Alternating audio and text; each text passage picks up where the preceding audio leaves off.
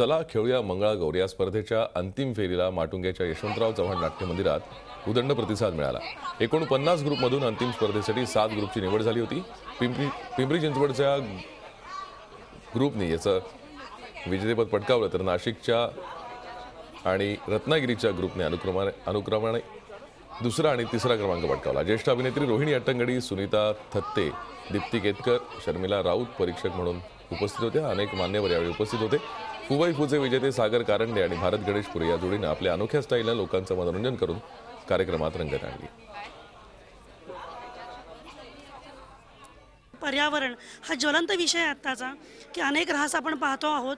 माळींमधली घटना आपण पाहिलेली आहे, केदारनाथमध्ये काय झालं हे पाहिलेलं आहे आणि कुठेतरी आतमध्ये होतं आणि ईश्वराच्या कृपेने त्यांनी ते करवून घेतलं आमच्याकडनं। आम्ही माध्यम बनलो आणि आपल्या सगळ्यांसमोर उभे राहिलेलो आहोत। एवढीच भावना आज आहे।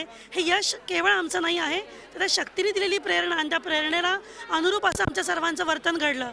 आपली परंपरा जपण्यासाठी म्हणून किंवा ती पुढच्या पिढीला कळावी म्हणून हा एक अतिशय चांगला उपक्रम राबवलेला आहे आणि त्यासाठी मी झी मराठीचे आणि झी 24 तासचे अभिनंदन करते।